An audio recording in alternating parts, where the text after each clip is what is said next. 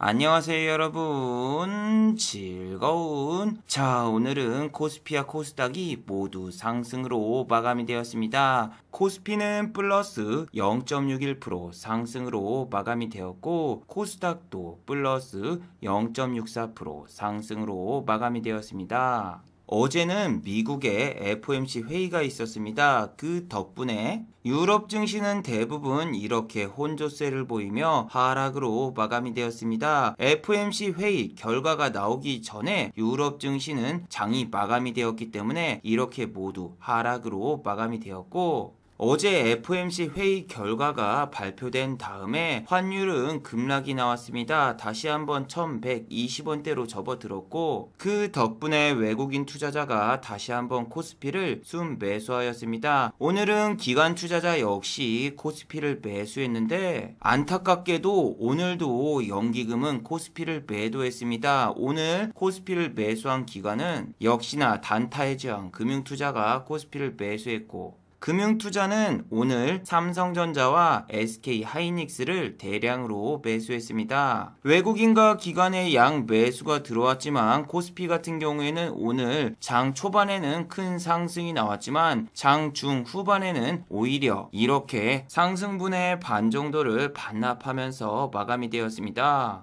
그리고 내일은 드디어 미국의 선물옵션 동시 만기일입니다. 그래서 현재 미국의 S&P 500과 나스닥 야간 선물이 이렇게 상승 중이라고 해도 장이 개장되면은 어제처럼 정반대의 결과도 나올 수가 있습니다. 요즘에는 코스피가 3100포인트를 가려고 하면은 갑자기 하락이 나오고, 코스닥 역시 950포인트를 돌파하려고 하면은 갑자기 하락이 나오면서 생각보다 코스피 3100과 코스닥 950 달성이 생각보다는 쉽지 않은 상황입니다. 그리고 미국의 국채금리가 또 한번 52주 신고가를 돌파했습니다. 플러스 3.23%가 상승하면서 또 한번 52주 신고가를 돌파했는데, 과연 내일 한국 증시는 어떤 모습을 보여줄까요? 오늘처럼 외국인과 기관의 양 매수가 들어오면서 다시 한번 한국 증시는 상승하는 모습이 나올까요? 아니면 또 외국인과 기관의 양 매도가 나오면서 한국 증시는 오히려 하락으로 마감이 될까요? 오늘 이 시간에 한번 알아보도록 하죠. 지금 시각이 3시 33분입니다. 시간의 단일가 유럽장, 미국장, 그리고 야간 선물도 다 끝나지 않았습니다. 그래서 몇 가지는 배제를 해보고 진행해 보도록 하겠습니다. 그럼 먼저 해외 시황과 국내 시황, 그리고 오늘의 특징주를 한번 살펴보도록 하겠습니다. 그럼 먼저 해외 시황입니다. 먼저 다우지수입니다. 다우는 어제 플러스 0.58% 상승으로 마감이 되었습니다. 장 초반에는 마이너스로 출발했는데 장 중후반에는 큰 반등이 나오면서 다우지수는 결국 또 52주 신고가를 돌파했습니다. 나스닥 역시 다우와 마찬가지로 장 초반에는 하락으로 출발했습니다. 시초가부터서 마이너스 1%였고 종가는 플러스 0.40%로 끝나면서 나스닥은 어제 다우지수보다 훨씬 큰 변동성을 보여주며 마무리가 되었습니다. 어제 미국 증시가 저렇게 변동성이 크고 하락이 나왔다 상승이 나온 이유는 바로 FOMC 회의 때문인데, 어제 미국의 FOMC 회의에서는 별다른 말은 나오지 않았습니다.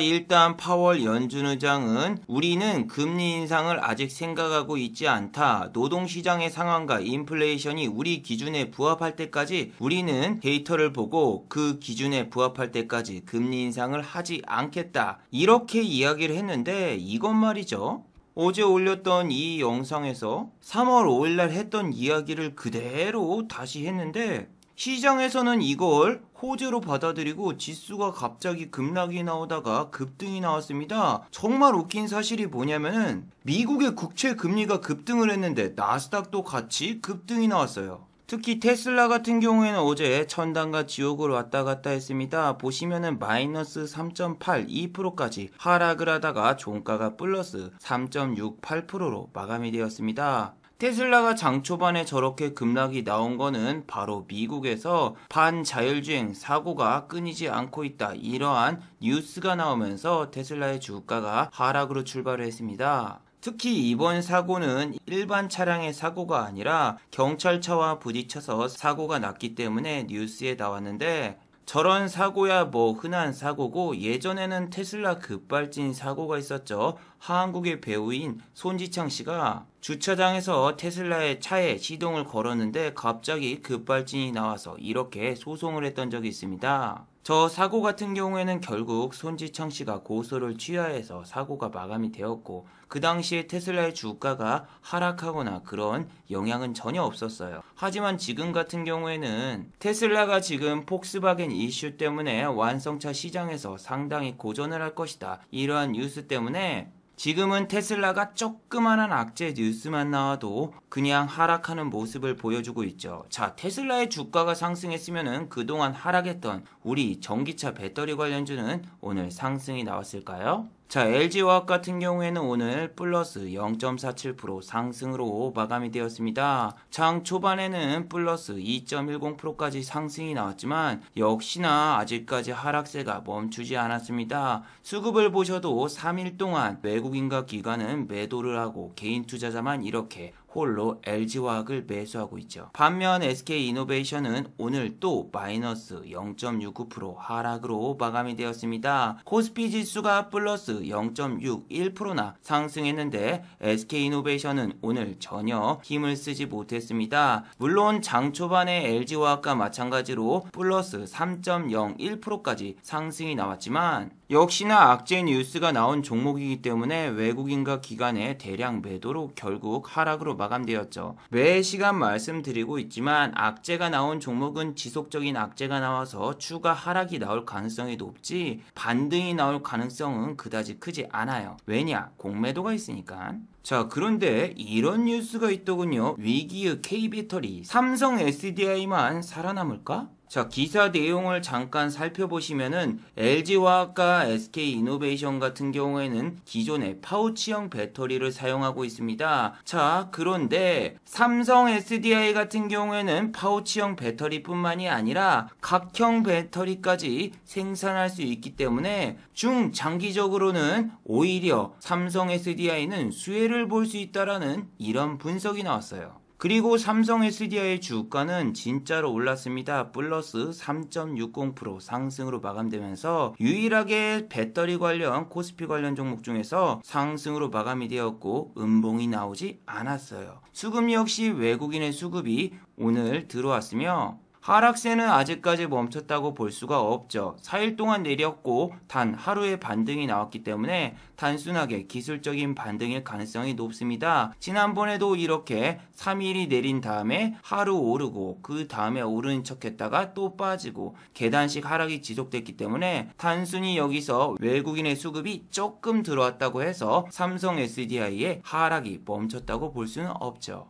자, 그리고 어제 FOMC 회의에서는 한 가지 안 좋은 뉴스도 있었거든요. 그건 바로 금리 인상을 지지하는 지지자들이 늘어났다는 사실이죠. 2022년 금리 인상 혹은 2023년에 금리 인상을 하자 이렇게 전망을 한 위원들이 늘어났습니다. 그런데 다우와 나스닥 모두 이렇게 반등이 나오면서 다우는 52주신 고가. 다우 같은 경우에는 지금 상승 추세이고 또 선물 옵션 동시 만기일에 갑자기 급락을 시킬 것 같지는 않아요. 왜냐하면은 이렇게 올라가고 있는 상황에서 갑자기 밑으로 풋옵션에 베팅을 한다? 그러면은 손실이 오히려 커질 수 있기 때문에 이런 식으로 횡보 내지 소폭의 상승을 시킨 다음에 선물옵션 만기가 끝난 다음에 빼는 게 일반적이거든요. 물론 나스닥 같은 경우에는 지금 상승 추세라고 보기보다는 잠깐 반등이 나와서 횡보 중인데 이렇게 지금 미국의 국채금리가 급등을 하는데 나스닥이 급등을 한다? 그거는 그냥 선물옵션 동시 만기일 이벤트 때문에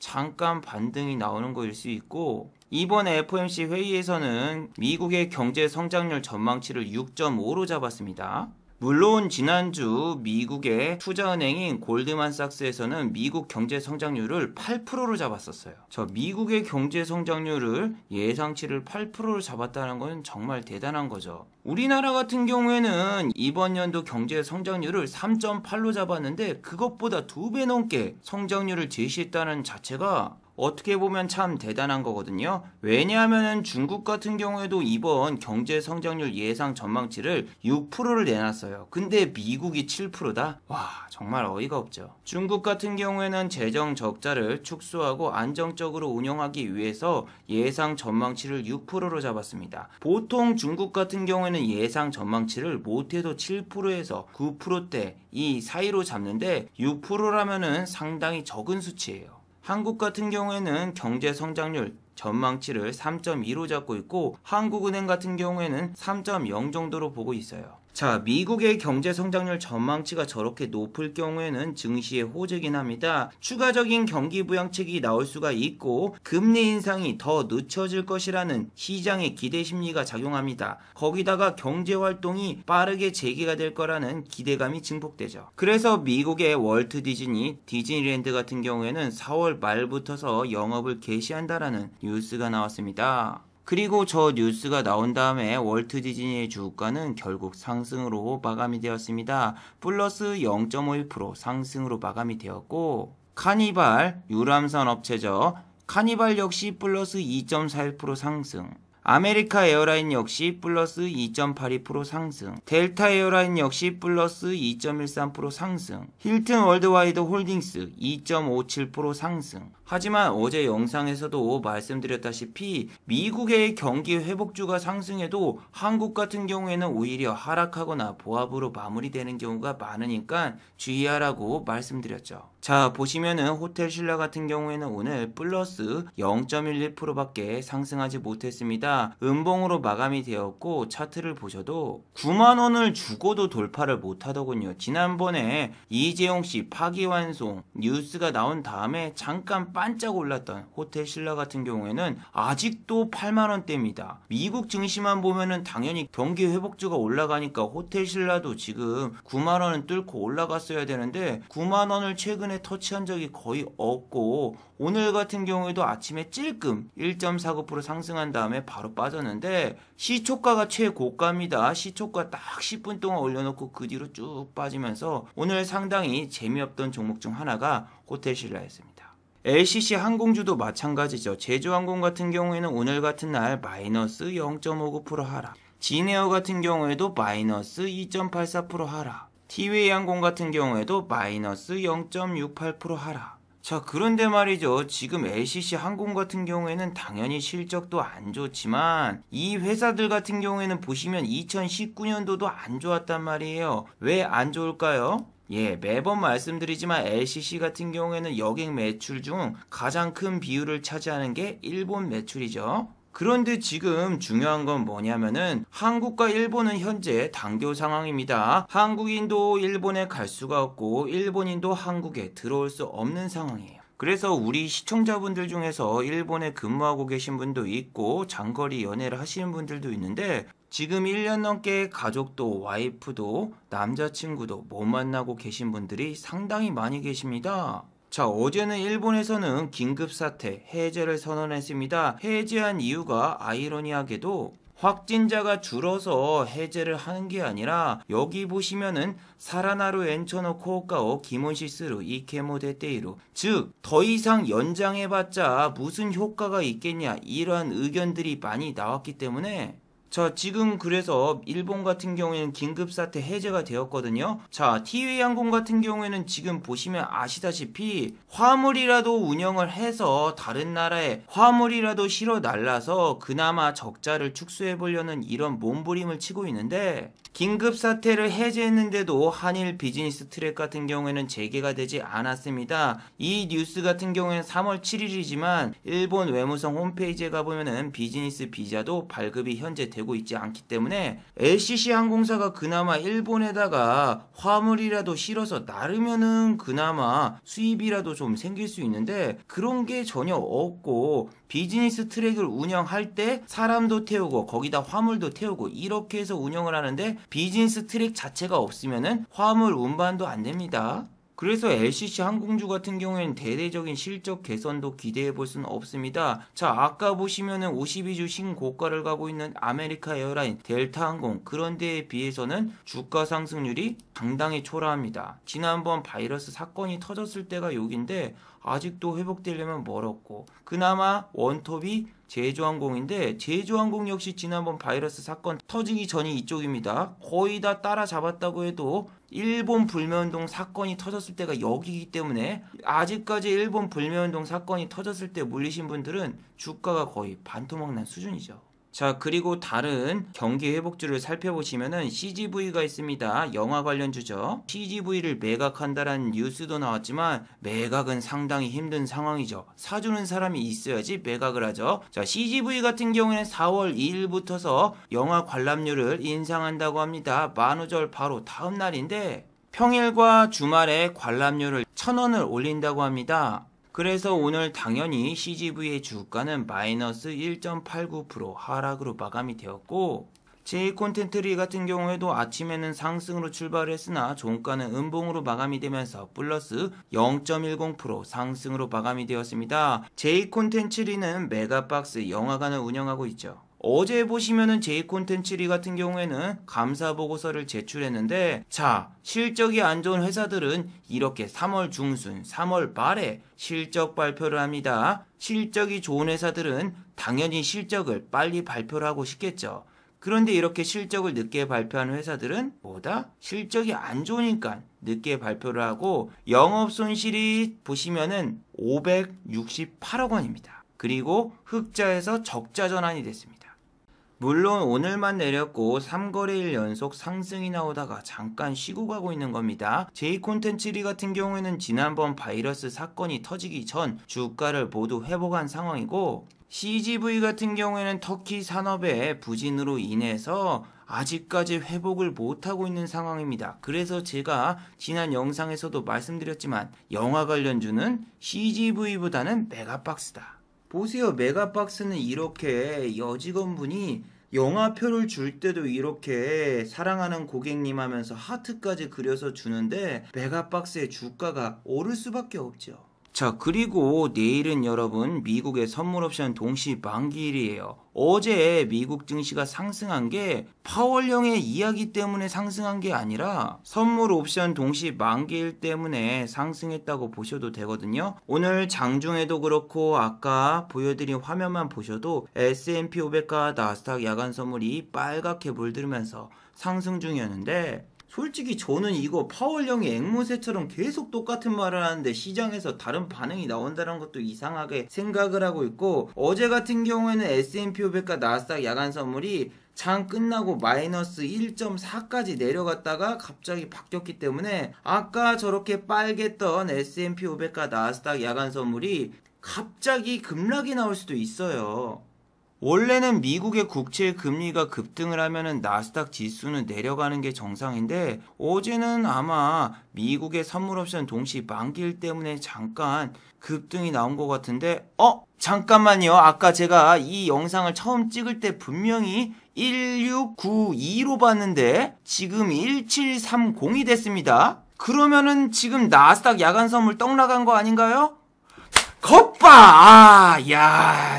마이너스로 돌변했습니다. 마이너스 1.11. 와. 파월령은 지금 한 달 내내 앵무새처럼 계속 똑같은 얘기를 하는데, 앵무새 하니까 갑자기 요즘 여러분 유행하는 매매법이 생각나네요. 일명 앵무새 매매법이라고. 주식 말고 DC인사이드 비트코인 갤러리에 나오는 매매법 중 하나입니다. 앵무새 밑에다가 이렇게 종이를 깔아주고 앵무새가 이렇게 준 종목을 매수하는 겁니다. 자, 이 메디블록이라는 비트코인을 앵무새가 주었는데 얼마 뒤에 메디블록에서는 백신 접종 인증 서비스를 개발했다라는 뉴스가 나오면서 메디블록은 70%나 상승이 나왔어요. 저도 집에 앵무새를 하나 키워야 될까요? 아니면 햄스터 매매법 해가지고 햄스터한테도 될 것 같은데. 자, 그리고 얼마 전 영상에서 여러분들께 알려드린 것 중 하나가 바로 쿠팡의 김범석 대표가 주식을 장내에 매도했다는 사실인데, 여러분, 쿠팡의 악재 뉴스가 또 나왔습니다. 바로 쿠팡의 보호예수 기간이 단 6일밖에 되지 않는다. 쿠팡의 이상한 IPO 상장 방식. 자, 이 뉴스를 한번 잘 살펴보세요. 자, 쿠팡 같은 경우에는 아주 이상한 상장 방식을 택하고 있습니다. 바로 만약에 주가가 공모가보다 높을 경우에는 3일째 되는 날부터서 6거래일부터서 임원을 제외한 직원들은 주식을 매도할 수 있다라는 그런 규율이 있습니다. 쿠팡의 공모가는 35달러, 그리고 둘째 날 쿠팡의 주가는 50달러였기 때문에 그러니까 지금부터서 매도가 가능하다는 얘기죠. 그래서 쿠팡의 주가는 어제 마이너스 8.15% 하락으로 마감이 되었습니다. 우리나라 기업이 나스닥이라던가 뉴욕 증시에 상장하는 경우가 거의 없어서 이런 경우는 저도 처음 보는데, 만약에 연내에 마켓컬리가 상장이 추진돼서 정말로 상장이 된다면은 쿠팡과 똑같은 스타트업이기 때문에 이런 방식을 쓰겠죠. 제 개인적으로는 마켓컬리 연내에 상장 안 될 것 같아요. 저는 이런 뜬 소문 안 될 것 같다고 하면 대부분 안 되거든요. 냄새가 많이 나잖아요. 자, 오늘 같은 경우에는 기아차 주가가 상승이 나왔는데, 자, 이 뉴스를 보세요. 애플카 결국 기아차와 손을 잡는다? 가능성이 높으니요? 저 기사 내용은 대림대에 있는 김 교수라는 분이 계신데, 그분 같은 경우에는 자율주행 기술이라던가 완성차에 도전하기 위해서는 반드시 기아차와 손을 잡아야 된다, 뭐 이런 내용이 담겨져 있습니다. 자, 그런데 어제 영상에서도 말씀드렸고, 저분은 자동차 관련 어마어마한 캐리어를 가지고 있는 교수분일진 몰라도 주식시장을 잘 아시는 분은 아니라고 생각이 돼요. 분명히 애플카 뉴스는 12년 전에도 나왔었고 여러가지 이런 뉴스들이 있었기 때문에 저는 애플카가 한국과 협약을 안 할 거라고 생각을 하고, 실제로도 기아와 현대에서는 안 한다고 공시를 내놨잖아요. 저런 뉴스가 나온 다음에 오늘 기아차 같은 경우에는 3.66% 상승이 나왔습니다. 외국인 기관의 동반 매수가 나왔고 개인분들은 오히려 매도를 했죠. 연기금이라던가 금융투자라던가 투신, 다채로운 기관의 수급과 외국인의 수급이 들어왔는데, 전 기아차보다 어제 영상에서 여러분들께 보여드렸던 만도, 와, 이 종목이 7만원 넘고 그냥 오늘 올라가 버리더군요. 아우, 하루만 더 홀딩을 했어야 되는데, 아, 참 안타깝습니다. 아, 저런 인터뷰나 저런 이야기를 어제 꺼내주지. 아, 정말 아깝습니다. 여러분, 찌라시 뉴스가 타이밍만 잘 맞으면 상한가도 가고 급등이 나올 수 있는 그런 종목들이 되게 많거든요. 예를 들면은 이 영상에서 말씀드렸던 오아시스 관련주 지오소프트 같은 경우에는 오늘 10.54% 급등이 나왔거든요. 자, 지오소프트는 지난주 금요일날 26.04% 급등이 나왔습니다. 마켓컬리가 상장한다라고 해서 경쟁사인 오아시스도 상장하지 않을까, 그런 찌라시에 이렇게 올랐다가 지금 보시면은 급락이 나왔죠. 그리고 3일간의 횡보가 나온 다음에 오늘 급등. 근데 분명히 여기서도 급등이 나올 수 있었고 여기서도 급등이 나올 수 있었고 정말 좋은 타이밍이 있었는데 이 회사의 주가는 상승이 나오지 않더군요. 자, 이틀 전이죠. 지오소프트 종속회사 오아시스에 150억 원 규모의 유상증자를 결정했다. 여러분, 이거 같은 경우에는 제3자 배정 유상증자이기 때문에 분명히 호재 뉴스이고, 최근에 언론에서 이야기가 나오고 있는 오아시스에다가 유상증자를 하기 때문에 상한가는 못 가도 한 20%는 올라야 되지 않나, 이런 생각을 했었습니다. 만약에 이날 발표를 했다라면은 오아시스 때문에 아마 지오소프트도 상한가를 갔겠지만 주가가 다 하락한 다음에 여기서 저런 뉴스가 나왔어요. 그래서 마이너스 2%가 가던 주식이 플러스 7.50%까지 올랐다가 종가는 3.25% 하락으로 마감됐고, 어제는 왜 올랐을까요? 자, 어제는 이베이 코리아를 인수한다는 기업들의 인수전이 있었습니다. 그런데 카카오 같은 경우에는 인수전에서 불참을 했어요. 카카오 측에서 이번 이베이 코리아 인수전에 참가를 안 한 이유는 네이버에서 검색으로 유입되는 사람들이 만약에 물건을 구입을 하면은 네이버 측에 로열티를 지불해야 되기 때문에 우리 같은 경우에는 오히려 손해보는 장사다. 매출이 늘어날 때마다 네이버에게 줄 수수료가 많아지는 점이 우리는 부담된다. 이런 의사를 밝히면서 이베이 코리아 인수전에 참가하지 않았습니다. 그래서 일각에서는 이베이 코리아를 인수 안 하고 마켓 컬리의 대항마 오아시스를 카카오가 인수하는 게 아닌가, 이런 뉴스가 나왔습니다. 자, 지금 현재 오아시스 같은 경우에는 카카오 측에 50억 원을 투자받아서 운영이 되고 있는데, 그래서 저 뉴스가 나오자마자 개인 투자자분들이 달려들면서 주가가 9.44%나 상승을 했지만 종가는 마이너스 1.1% 하락으로 마감이 됐어요. 그리고 오늘 같은 경우에는 개인 투자자분들이 팔고 오히려 외국인과 기관의 양 매수가 들어오면서 종가가 최고가로 마무리가 되었죠. 얘가 오늘은 가나 초콜릿처럼 가나 안 가나 잘 지켜봤습니다. 이 종목 같은 경우에는 22,600원을 찍을 경우에는 VI에 걸리는데, 여기 위에 있는 매물들을 이렇게 잡아 먹으면서 잘 올라가더군요. 분명히 2시 42분에 VI를 찍을 수 있는 이런 구간까지 왔습니다. 체결 강도도 100이고 나쁘지도 않아요. 근데 어제도 그랬어요. 어제도 이렇게 9.34%에서 갑자기 VI 직전에 팍 빼버려서 여기서 뺄 것인가 올릴 것인가 정말 생각을 많이 하게 되더군요. 여러분, 캐몬이라는 종목이 어제 지오소프트랑 똑같았어요. 2시 55분 딱 3시 되기 직전에 갑자기 위로 빵 쏘는데, 이 종목도 보세요. 3시에 VI가 걸립니다. 딱 3시, 여기 VI 딱 풀리는 순간 3시가 되는데 캐몬이랑 똑같은 느낌이 드는 거예요. 이거 분명히 투신, 그리고 외국인이 사서 오늘 종가 최고가가 갈 거다. 그래서 저 같은 경우에 오늘 이 지오소프트라는 종목을 밑에서부터 계속 사가지고 위에까지 끌고 갔습니다. 정말 완벽한 자리 아닙니까? 여기서 잡았어요, 여기. 그리고 끝까지 끌고 가는데, 아니 어제 같은 경우에는 여러분 제가 진짜 열받았던 게 뭐냐면은 캐몬을 종가 최고가에 팔고 박수치면서 좋아했어요. 왜냐면은 이거 분명히 투신이랑 외국인이 매수를 해가지고 동반 양매수가 잡혀도 그 다음날 개파락으로 시작할 거다. 그래서 종가 최고가에 파는 게 맞다, 이렇게 생각을 하고 시간의 단일가도 아니라 그냥 종가에 팔아버렸어요. 아니 근데 캐몬이 어제 시간의 단일가에서 상한가를 가버린 거예요. 플러스 10%탁 마감된 거 보고 하루만 참을걸. 이 종목 같은 경우에는 다들 알고 계시죠. SK 바이오사이언스가 오늘 상장을 했는데, SK 바이오사이언스가 상장하면 수혜를 받을 수 있는 수혜주다 생각해서 오늘 보시면은 플러스 23.61%가 시초가예요. 시초가. 어제 시간외에서라도 팔거나 아니면은 하루만 조금만 버텼으면은 이거 20%면은 너무 큰데 이게. 아니 이걸 어제 못 먹어가지고 막 속이 터져 미치겠는 거예요. 그래서 지오소프트 너만은 놓치지 않는다. 이 지오레인저 이거 진짜로 종가 고가를 가면은 시간에서 상한가 가고 내일 캐몬처럼 난리 나겠구나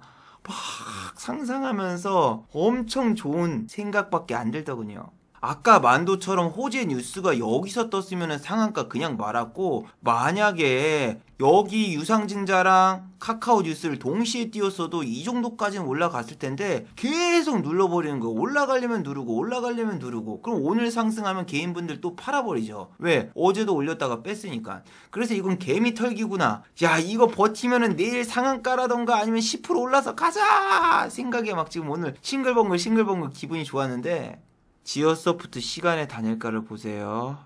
마이너스 1.77% 하락으로 마감이 되었습니다. 역시 외국인이랑 투신이 사면은 종가 기준으로 사람들이 투심이 안 좋아지면서 이렇게 매도가 나옵니다. 캐몬이 돌연변이었고 이게 정상이야. 그래서 저 같은 경우 시간에서 청산을 했는데 그냥 VI에 걸렸을 때 팔걸. 왜 뻘짓하다가 괜히 더 싼 가격에 판 건지.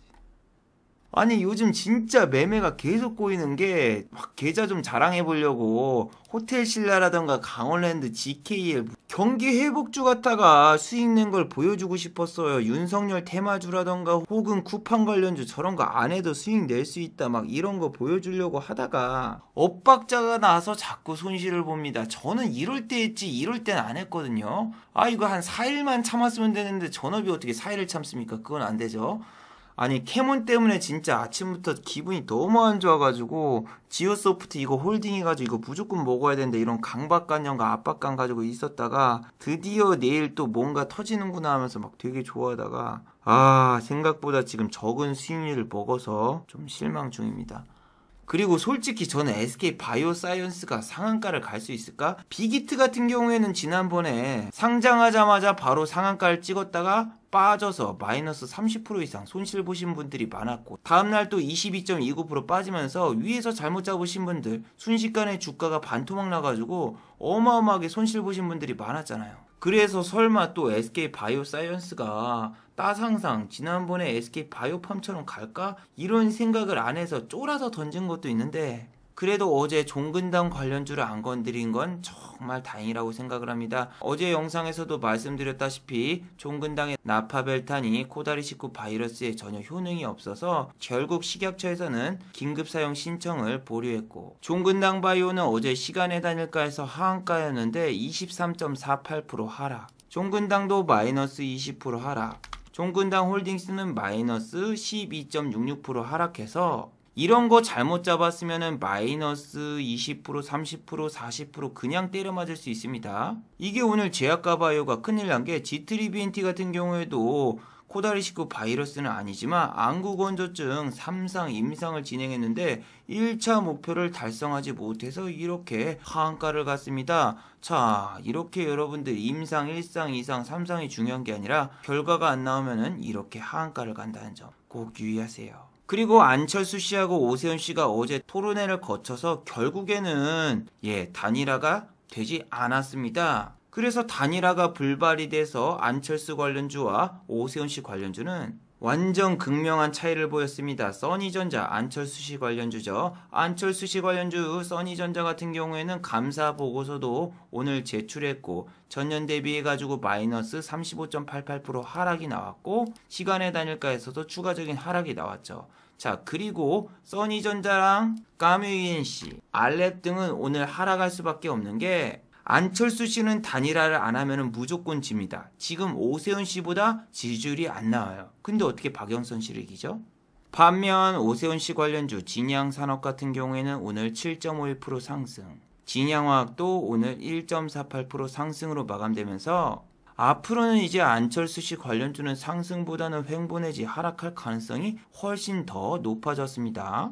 그리고 어제 영상에서 듀오백에 대해서 말씀드렸죠. 듀오백 같은 경우에는 하한가를 갔는데 하한가를 간 이유가 감사보고서를 제출 안 해가지고 하한가를 갔다. 하지만 이런 종목 같은 경우에 반등 안 나온다. 왜? 감사보고서 제출을 지금까지 안 한 종목 같은 경우에는 실적이 그렇게 좋을 리도 없고 이렇게 하한가를 간 종목은 물린 사람이 많아서 올라갈 때마다 저항이 생기고 또 듀오백 자체가 실적이 그렇게 썩 좋은 회사가 아니다. 왜? 지금 연간 별도 제표로 보시면은 영업이익이라던가 당기순이익이 난 적이 거의 없고 이번에 당기순이익이 고작 8억밖에 되지 않는다. 그러면은 이 종목은 보다는 오히려 추가적인 하락이 나올 가능성이 높다. 매번 말씀드렸죠. 오늘도 추가적인 하락이 나오면서 9.84% 하락이 나왔어요. 자, 그리고 지금은 현재 야간 선물이 내리고 있고 유럽 증시 같은 경우에 상승이 나오고 있습니다. 유럽 증시 같은 경우에 어제 빠져서 상승이 나오는 거지 그냥 상승이 나오는 게 아닙니다. 그리고 S&P 500과 나스닥 야간 선물 같은 경우에는 약간의 차이를 벌이고 있죠. 자, S&P 500 같은 경우에 별로 안 내리면은 장이 열렸을 때 다우지수하고 함께 같이 올라갈 수가 있고 나스닥 같은 경우에는 오늘 아마 하락으로 마감될 가능성이 높은데 코스닥 지수는 지금 연일 상승이 나왔으니까 뭐 내일 하루 정도 쉬어간다고 생각해도 되고 코스피 같은 경우에는 지금 3100선을 통과하기 위해서는 무언가 모멘텀 삼성전자하고 하이닉스 같은 종목이 급등이 나오거나 아니면 2% 정도는 상승이 나와줄 만한 호재가 있어야 되는데 삼성전자 같은 경우에 현재 오스틴 공장이 한 달째 가동이 중단이 되고 있는 그런 상황이라서 좋은 뉴스보다는 악재 뉴스가 부각될 가능성이 높기 때문에 내일은 뭐 코스피가 3100을 넘어가면서 큰 상승이 나올 거라고 기대하기는 현재로서는 매우 힘들어 보이네요. 자, 마지막으로 한번 정리해 보도록 하겠습니다. 1번 파월은 또 같은 말을 반복했습니다. FOMC 회의에서 파월은 시장이 안정될 때까지 연준은 지켜보며 때가 되면 금리 인상을 하겠다. 이렇게 발표를 했습니다. 하지만 연준 의원 중에 2022년도와 2023년도에 금리 인상을 찬성이라고 밝힌 의원이 더 늘어났습니다. 그래서 앞으로 이런 사실이 나올 때마다 미국의 국채 금리는 더더욱 상승할 거예요. 그래서 다음번에 FOMC 회의가 있을 때도 미국의 국채 금리가 상승할 수 있으니 유의하시기 바랍니다. 자, 두 번째, 임상 결과 발표를 앞둔 치료제 관련주는 조심하세요. 일양약품, 대용제약, 종근당 모든 제약사들이 치료제를 개발하다가 식약처에서 긴급사용허가 신청을 받지 못하고 퇴짜를 맞았습니다. 임상이 2상이나 3상에 근접해 있는 종목들은 치료제의 결과가 나오면 오히려 실패로 급락이 나올 가능성이 높으니 주의하시는 게 좋아요. 자, 유튜브 광고도 끝까지 시청해주시면 정말로 고맙겠고 좋아요와 구독하기도 많이 눌러주시면 정말로 고맙겠습니다. 그리고 또 어제 생방송 전에 저를 후원해주신 정말 고마운 분들이 계셨네요. 네, 제 유튜브 영상 밑에 있는 투네이션 후원하기 버튼을 눌러주시면 저를 후원해주실 수 있는데 코코님, 월천대사님 후원 만원 정말 감사드립니다. 자, 다들 수고하셨고 즐거운 평일 되시기 바랍니다. 다들 수고하셨습니다.